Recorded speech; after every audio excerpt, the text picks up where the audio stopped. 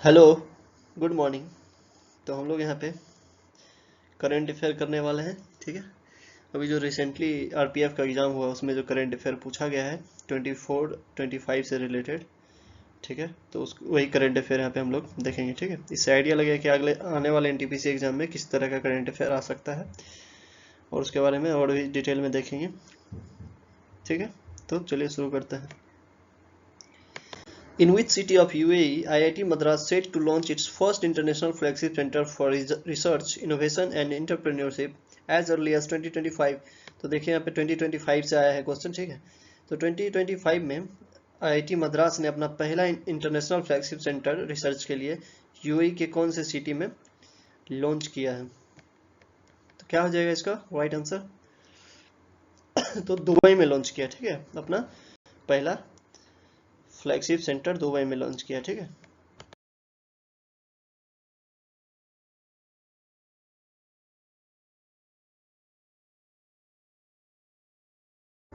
इसके अलावा और आईआईटी कहाँ खुला है? तो तंजानिया के जंजीबार में पहला आईआईटी सेटअप हुआ था। आईआईटी मद्रास का कैंपस लगा था आउटसाइड इंडिया, पहला था। ठीक है। तंजानिया के जंजीबार में। उसके बाद दूसरा जो है कहाँ खुलने वाला? अबू धाबी में खुलने वाला। अबू धाबी में आईआईटी दिल्ली ओपन होगा। ठीक है। और ये जो है सब पहला फुल फुल आईआईटी कैंपस होगा जो कि आउटसाइड इंडिया है। ठीक है। इसके अलावा तीसरा आईआईटी जो खुलने वाला है वो कहाँ खुलने वाला है? श्रीलंका में खुलने वाला है। Okay. Next, the sustainable development goals are a set of 70 goals to help organize and streamline development action for greater achievement of human well-being while leaving no one behind by मतलब सस्टेनेबल गोल जो है 17 sustainable गोल के through हम लोग को क्या करना है? अचीव कर लेना है ह्यूमन वेलबींग। कब तक कर लेना है? कब तक डेडलाइन दिया हुआ है सस्टेनेबल गोल का? कब तक हो जाएगा? 2030 तक। ठीक है। 2030 तक हम लोग को ह्यूमन वेलबींग अचीव कर लेना है। ठीक है। सबको एक साथ ले आना है इस 17 गोल के मदद से। कौन सा 17 गोल है यहाँ पे देख?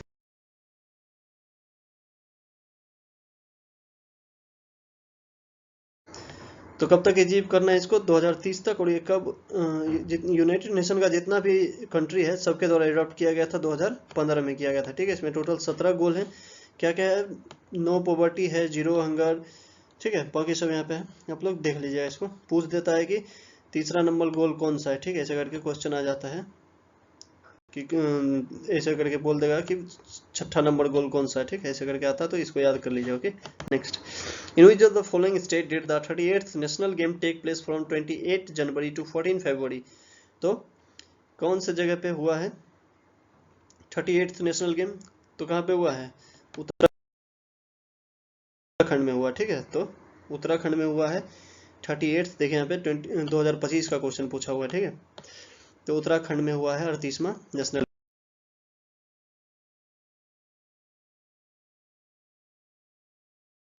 तो इंडियन ओलंपिक एसोसिएशन का स्थापना हुआ था 1924 में। ठीक है। और इसका क्या हुआ था? इंडियन ओलंपिक गेम का अनाउंसमेंट हुआ था किस चीज़ के लिए? 1924 का जो पेरिस ओलंपिक था उसमें कंपटीटर को भेजने के लिए इंडिया में ही गेम कराया गया था। उसका नाम रखा गया था इंडियन ओलंपिक गेम्स। कब हुआ था? फरवरी 1924 में दिल्ली में हुआ था। और इसी इसी का नाम बदल के क्या कर दिया गया 1940 में? इंडियन ओलंपिक गेम्स का नाम बदल के क्या कर दिया गया 1940 में? नम्मा गेम जो था बॉम्बे में जो हुआ था उस टाइम से इसका नाम नेशनल गेम्स रख दिया गया था। ठीक है। तो रिसेंटली जो हुआ है नेशनल गेम्स 35th हुआ है केरला में 2015 में, 36 2022 में गुजरात में, 37 2023 में गोवा में, 38 है 2025 उत्तराखंड और 39th होने वाला है 2027 मेघालय में। Okay. What is the target number of marginal farmers HDFC bank aims to support under the Parivartan initiative by 2025? तो 2025 तक कितना मार्जिनल फार्मर का टारगेट रखा गया है परिवर्तन इनिशिएटिव के अंडर, जो एचडीएफसी बैंक के द्वारा स्टार्ट किया गया है परिवर्तन इनिशिएटिव? तो कितना फार्मर इसमें कितना ज्वाइन करेगा इसमें? कितना फार्मर को कवर करेगा? तो 3 लाख फार्मर को कवर करेगा। ओके।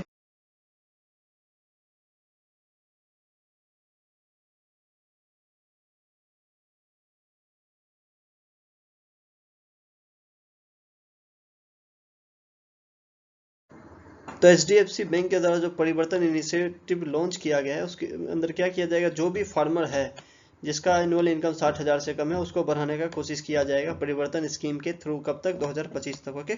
और ये जो इनिशिएटिव है इस CSR इनिशिएटिव के अंदर लॉन्च किया गया। CSR मतलब क्या हो गया? कॉर्पोरेट सोशल रिस्पॉन्सिबिलिटी के अंदर। ठीक है। इसमें क्या क्या 5 पिलर ध्यान दिया जाएगा इस पर।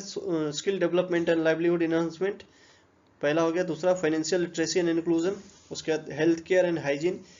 उसके बाद प्रमोशन ऑफ एजुकेशन। उसके बाद रूरल डेवलपमेंट। तो इस 5 पिलर पे ध्यान दिया जाएगा इस इनिशिएटिव के अंदर। ओके। इसके अलावा एक और क्वेश्चन क्या है कि रिजर्व बैंक ऑफ इंडिया जो इसको एक अवार्ड मिला है, डिजिटल ट्रांसफॉर्मेशन अवार्ड 2025 मिला है RBI को। किसके द्वारा मिला है? Central bank at London UK जो है उसके द्वारा दिया गया RBI को ये अवार्ड। ओके। अवार्ड का क्या नाम है? Digital transformation award. ओके। आ सकता है पेपर में। Next, what is the title of Arundhati Roy's first memoir which is set to release in September 2025। तो अरुंधति रॉय का जो पहला मेमोयर है कौन सा है जो कि रिलीज होने वाला 2025 में? क्या नाम है उसका? क्या नाम है? Mother Mary comes to me. Mother Mary comes to me हो जाएगा राइट आंसर। ओके। देखिए भी क्वेश्चन 2025 का है, आने वाला है उसका है। ठीक है।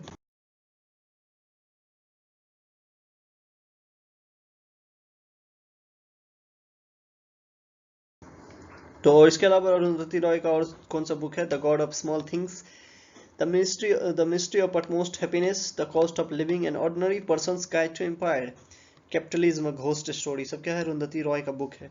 और अरुंधति रॉय जो है पहली इंडियन है जो कि बुकर प्राइज जीती थी। ठीक है। 1997 में कौन से बुक के लिए? The god of small things के लिए। ओके।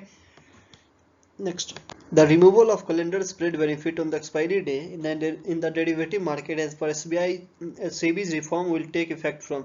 तो जो कैलेंडर स्प्रेड बेनिफिट मिलता था एक्सपायरी डे के बिहाफ पे डेरिवेटिव मार्केट में, उसको हटा दिया गया। ठीक है। उस बेनिफिट को अब बेनिफिट नहीं मिलेगा। ठीक है। किसके द्वारा हटा गया? सेबी के द्वारा। और कब से इफेक्टिव होगा? तो कब से होगा? 1 फरवरी 2025 से। ठीक है। 1 फरवरी 2025 से इफेक्टिव होगा।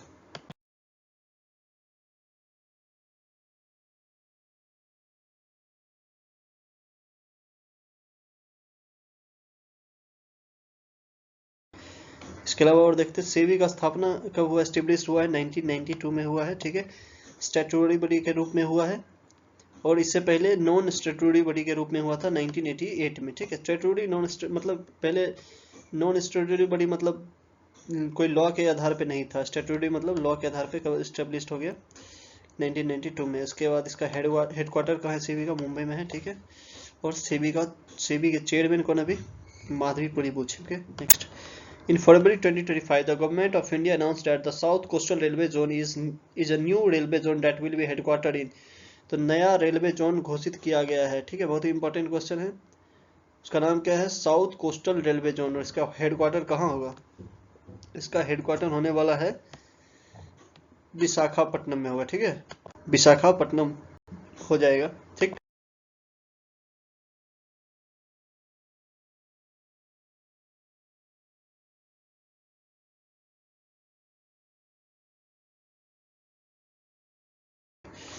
इसके अलावा देख सकते हैं और भी जोन का हेडक्वार्टर नॉर्दर्न रेलवे का दिल्ली में है, नॉर्दर्न सेंट्रल रेलवे का इलाहाबाद में है, नॉर्थ ईस्ट रेलवे का है गोरखपुर में, ईस्टर्न सेंट्रल रेलवे का हाजीपुर में, नॉर्थ ईस्ट रेलवे का गुवाहाटी में है, ईस्टर्न रेलवे का कोलकाता में है। ठीक है।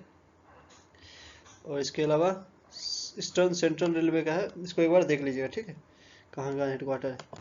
Which fiscal year budget is noted for introducing a taxation budget with a revision of income tax slab। तो कौन से फिजिकल ईयर में टैक्सेशन बजट लाया गया था जिसमें इनकम टैक्स स्लैब जो है उसमें रिवाइज किया गया था? तो क्या हो जाएगा इसका? राइट आंसर हो जाएगा 24-25 में हुआ था। ठीक है। 24-25 में हुआ।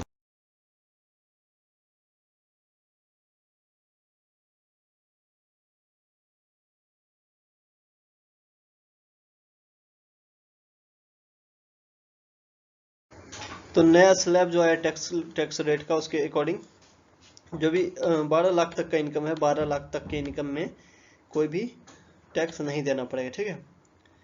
तो जो 10% है मतलब 12 लाख तक माफ जो हो जाएगा, मतलब जितना भी टैक्स कटेगा वो सब क्या हो जाएगा? माफ हो जाएगा। ठीक। Next, the next Kumbh Mela commemorated every 12 years at the Sangam, also known as Tirthraj or the King of Tirthas, is scheduled to take place in 2025. In which of the following cities will the 2025 Kumbh Mela be held? तो 2025 का कुंभ मेला कहाँ होने वाला है? प्रयागराज में। सबको पता होगा क्या? बहुत इजी।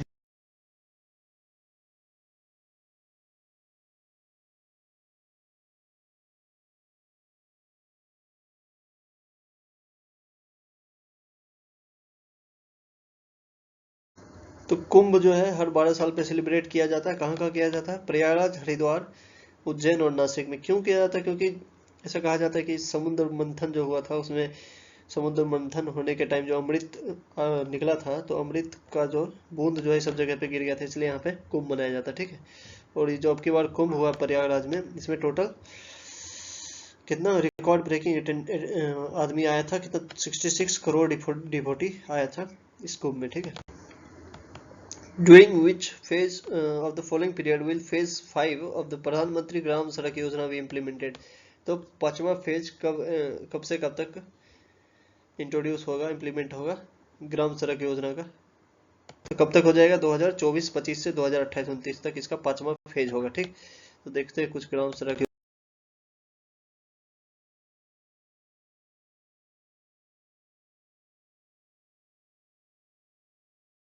योजना के बारे में।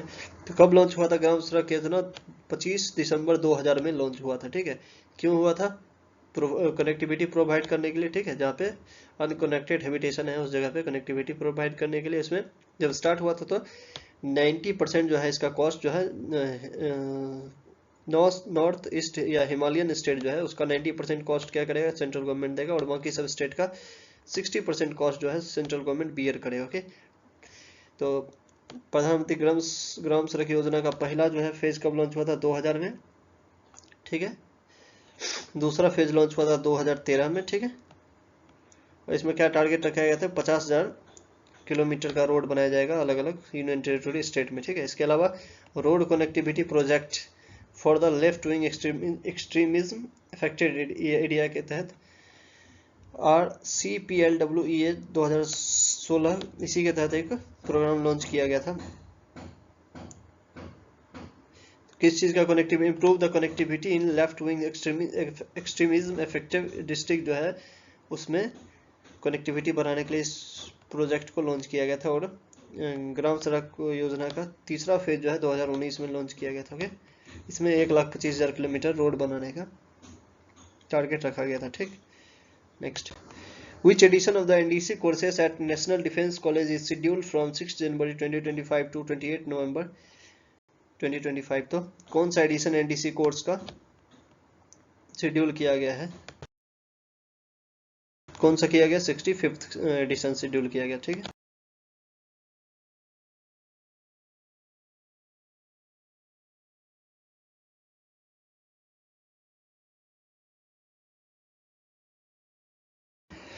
What is the GDP growth forecast of India in 2025-26 according to the IMF? IMF कितना GDP फोरकास्ट किया है इंडिया का 2025-26 के लिए? तो क्या हो जाएगा?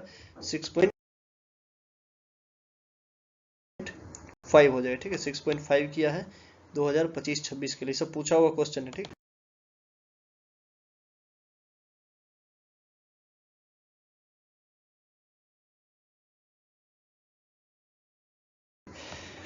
तो इसके अलावा जो जीडीपी फोरकास्ट है इंडिया का, इंडिया किसके द्वारा किया गया? इकोनॉमिक सर्वे जो प्रेजेंट किया गया था निर्मला सीतारमण के द्वारा, उसके अकॉर्डिंग कितना हो सकता है? 6.3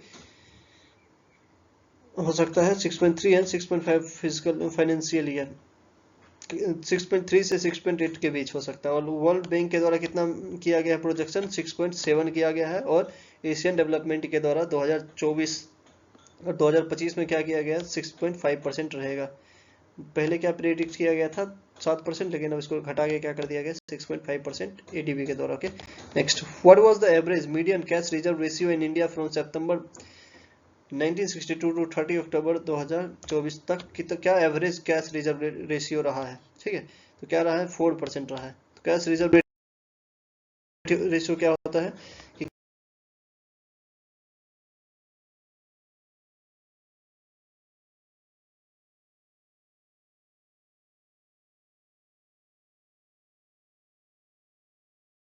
कितना कैश रखा जाता है बैंक में। जैसे बैंक ऐसा हो कि किसी का एकाएक सारा आदमी कैश लेने के लिए आ जाएगा, तो उसको देने के लिए भी तो कैश रहना चाहिए ना। सारा पैसा लोन दे देगा तो कैसे देगा, निकालने आएगा। और ऐसा अगर होता है तो बैंक क्या हो जाता है, बैंकरप्ट घोषित हो जाए। इसलिए 4% जो है CRR फिक्स कर दिया गया है कि 4% CRR रखना मैंडेटरी है हर बैंक को, ठीक है। और सबसे ज़्यादा कितना किया गया, 4.5 CRR रहा है कब, 2024 में। और सबसे कम 3% CRR कब, 2021 में, ठीक है। तो कैश रिजर्व रेशियो वही है, मिनिमम परसेंटेज जो कमर्शियल बैंक को रखना होता है अपने डिपॉजिट्स के रूप में, ओके। इसके अलावा रेपो रेट क्या होता है, रेपो रेट होता है जो सेंट्रल बैंक पैसा देता है किसको, lends money to commercial bank, जो जिस रेट पे पैसा देता है उसको क्या कहते हैं, रेपो रेट कहते हैं। और रिवर्स रेपो रेट क्या हो जाएगा, इसका उल्टा हो जाएगा। RBI अगर पैसा लेता है कमर्शियल बैंक से तो उस पर जो रेट लगता है उसको क्या बोलते हैं, reverse repo rate, okay. Next, how many new criminal laws has the Indian government implemented from July 1, 2024। तो कितना न्यू क्रिमिनल लॉ इधर ही अनाउंस किया गया है अमित शाह के द्वारा, कितना है, 3 किया गया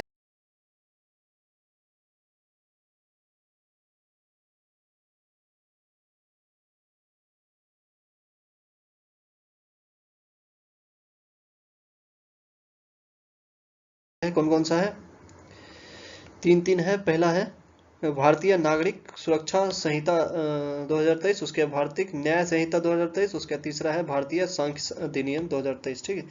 तो भारतीय नागरिक सुरक्षा संहिता किसको रिप्लेस करेगा, जो क्रिमिनल CRPC 1898 है उसको।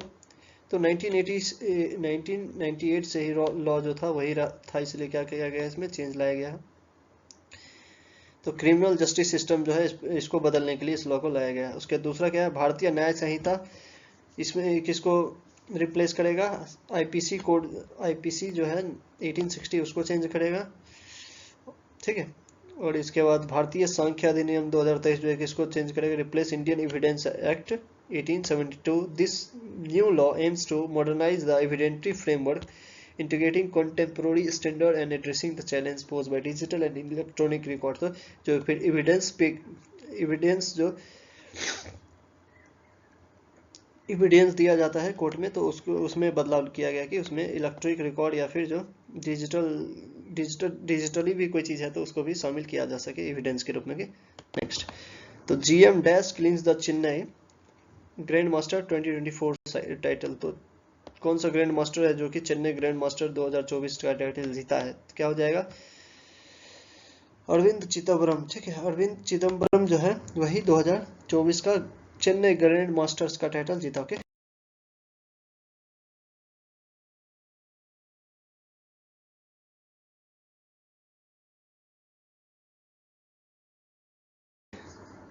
इसके अलावा डी कुकेश जो है वर्ल्ड चेस चैंपियनशिप 2024 का टाइटल जीता था, किसको हरा के, चाइना का डिंग लीडेन को हरा के जीते थे, ठीक है, डी कुकेश। और इसके अलावा अरविंद चिदम्बरम जो है national attention with sensational film at the Prague master जो हुआ था, प्रेग मास्टर 2025 का भी टाइटल जीते हैं अरविंद चिदम्बरम, ओके। तो in October 2024, HDFC Bank officially announced the disinvestment of its entire 100% stake in HDFC Education and Development Service Private Limited to Bhama Sundari Investment for 192 crore। What is the price of this share? तो जो HDFC bank जो है अपना इसका जो share उसका 100% stake दे दिया किसको, भामा सुंदरी इन्वेस्टमेंट को 192 करोड़ में। इसका क्या प्राइस था पर शेयर, क्या क्वेश्चन पूछ रहा है बताइए, क्या हो जाएगा राइट आंसर, 9.60 पर शेयर था, ठीक।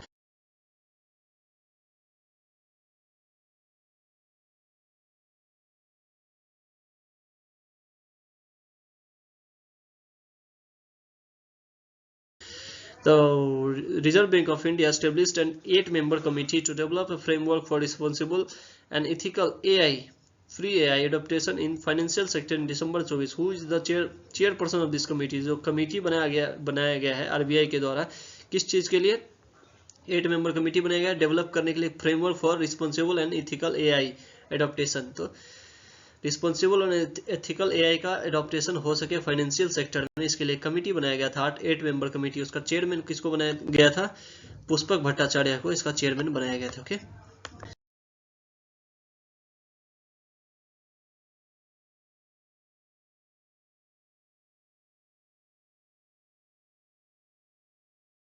इसके अलावा आरबीआई का स्थापना कब हुआ है? 1 अप्रैल 1935 को हुआ था। किसके? हिल्टन यंग कमीशन के रिकमेंडेशन पे हुआ था, ठीक है। और इसका हेडक्वार्टर कहाँ है? पहले कलकत्ता था, लेकिन 1937 में इसको बदल के क्या कर दिया गया है? मुंबई। ओरिजिनली ये प्राइवेट एंटिटी था, लेकिन 1949 में इसको नेशनलाइज कर दिया गया था, ठीक है। और 1947 से पहले जो है पाकिस्तान और म्यांमार के लिए भी सेंट्रल बैंक के रूप में काम करता था। मनमोहन सिंह जो है वो पहले गवर्नर हैं, जो कि प्राइम मिनिस्टर और गवर्नर दोनों रहे हैं आरबीआई के, ठीक है। आरबीआई गवर्नर अभी कौन है फिलहाल? करंट संजय मल्होत्रा जो है current RBI governor. On which date did Union Home Minister Amit Shah inaugurate the Run for Unity event in the New Delhi as a part of National Unity Day के part के रूप में run for unity event का inauguration कब हुआ था? तो national unity day कब मनाते हैं हम लोग? 31 अक्टूबर को मनाते हैं, ठीक है। लेकिन रन फॉर यूनिटी का अनाउंसमेंट कब हुआ था? 29 अक्टूबर को ही हो गया था, ठीक है। 31 अक्टूबर को यूनिटी डे मनाते हैं सरदार वल्लभ भाई पटेल के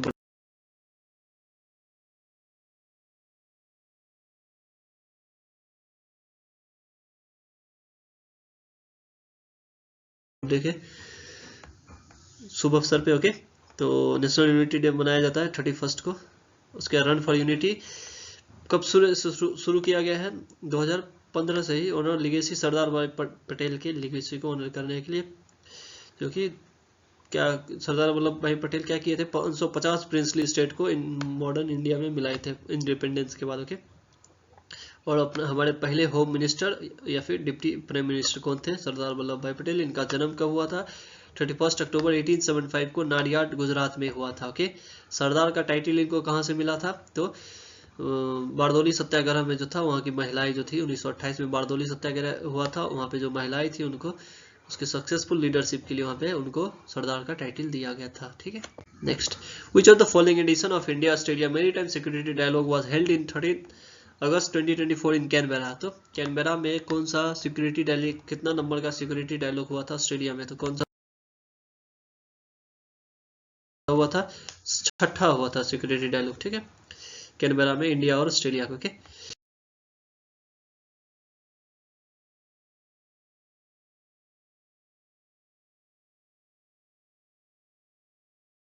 इसके अलावा इंडिया एंड यूरोपियन यूनियन का जो 4th मैरीटाइम सिक्योरिटी डायलॉग था कब हुआ? 21 मार्च को दिल्ली में हुआ था, ठीक है।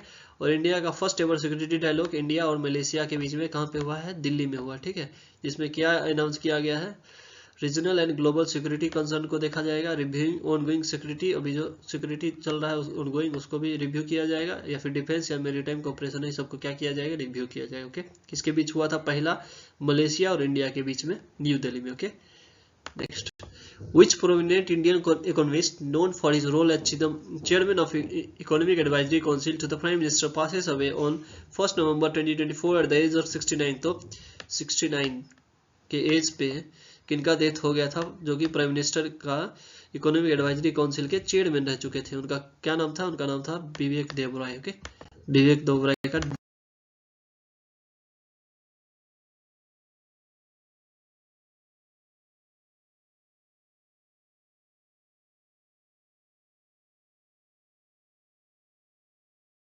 डेथ हो गया, ठीक है। इन नवंबर 2024 RBI cancel the certificate registration of, तो हम लोग क्या देख रहे हैं यहाँ पे? आरबीआई बैंकिंग, इससे क्या ज्यादा क्वेश्चन आ रहा है, ठीक है। Which of the following non banking financial companies, तो किसको कैंसिल कर दिया गया है? जो कि नॉन बैंकिंग फाइनेंशियल कंपनी था, आरबीआई उसका सर्टिफिकेट जो है कैंसिल कर दिया। तो किसका हुआ था? Ullas security private limited and Sikar investment, इसका जो है सर्टिफिकेट जो है रजिस्ट्रेशन का कैंसिल कर दिया गया।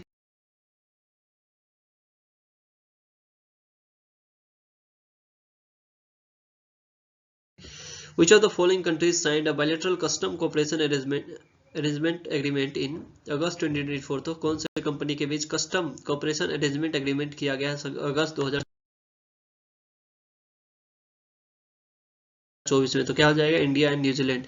तो इंडिया और न्यूजीलैंड के बीच क्या किया गया है? कस्टम कॉपरेशन अरेंजमेंट का एग्रीमेंट हुआ, ओके।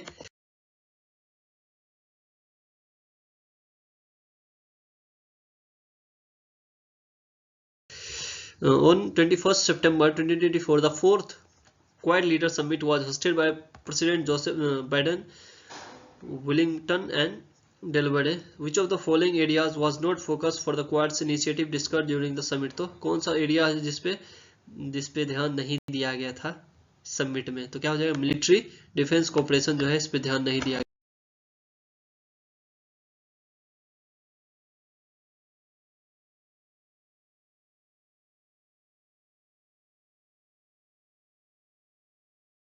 गया था। ठीक है, तो क्वाड के बारे में इनिशिएटिव जो under the quad health security partnership, क्या क्या था इनिशिएटिव तो जिसपे विचार किया गया था? तो क्वाड हेल्थ सिक्योरिटी पार्टनरशिप, इसके अंदर क्या क्या आएगा, क्वाड कैंसर मूनशॉट आएगा और पेंडेमिक प्रिपेयर्डनेस आएगा। ठीक है, इसके अलावा मेरीटाइम सिक्योरिटी पे बात हुआ था, इंडो पैसिफिक लॉजिस्टिक नेटवर्क पे बात हुआ था, क्वाड एट सी शिप ऑब्जर्वर मिशन 2025 इस पे बात हुआ था, quad ports for of future partnership इस पे भी हुआ था, क्लाइमेट एंड क्लीन एनर्जी और एआई टेक्नोलॉजी, तो इस सब पॉइंट पे बात हुआ था। ओके, अब की बार जो क्वाड का सबमिट हुआ था उसमें। ठीक है, next in 2024 India unveiled 4 air force pilot shortlisted for its maiden Gaganyaan mission. तो what is the primary objective of the mission? तो 4 गो एयरफोर्स पायलट जो है उसको शॉर्टलिस्ट किया, किस चीज के लिए? पहला गगनयान मिशन के लिए। तो क्या है गगनयान मिशन? तो गगनयान मिशन में क्या होगा, to send astronauts into space and bring them back. तो क्या करेगा, एस्ट्रोनॉट को स्पेस में भेजेगा और वापस आएगा। ठीक है, तो इसी मिशन को क्या नाम रखा गया, गगनयान मिशन।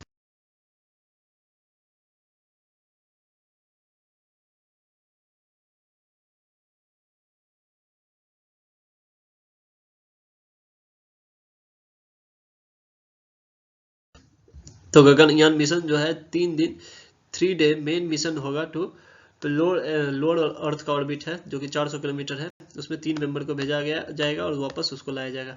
इसमें क्या यूज होगा, LMV-3 यूज होगा, is the launching vehicle for Gaganyaan mission के लिए।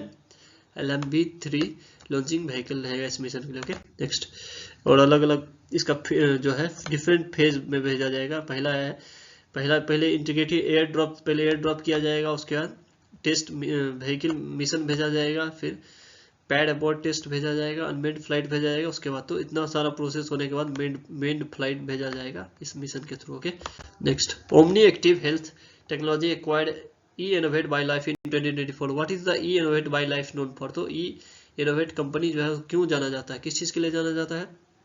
ई बॉटेनिकल हेल्थ सॉल्यूशन के लिए जाना जाता है। ठीक है, बॉटेनिकल हेल्थ सॉल्यूशन। ओके,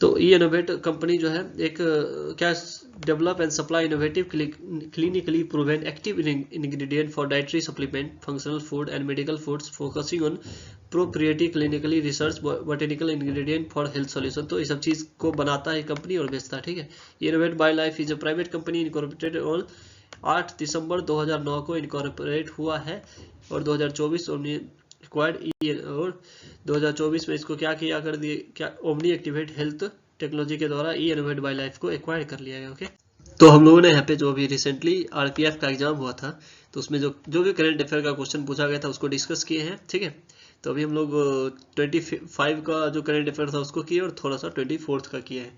तो आपको अच्छा लगा हो तो show some love and I will come up with another video. ठीक है, अगर आपको अच्छा लगा हो तो लाइक सब्सक्राइब कीजिए। तो फिर और इसके अलावा जो वीडियो है और जो इसके अलावा 24 का करेंट अफेयर रह गया है उसको भी डिस्कस करेंगे। ठीक है, और अगर आपको अच्छा लगा हो तो please like share and subscribe करें। Okay, thank you.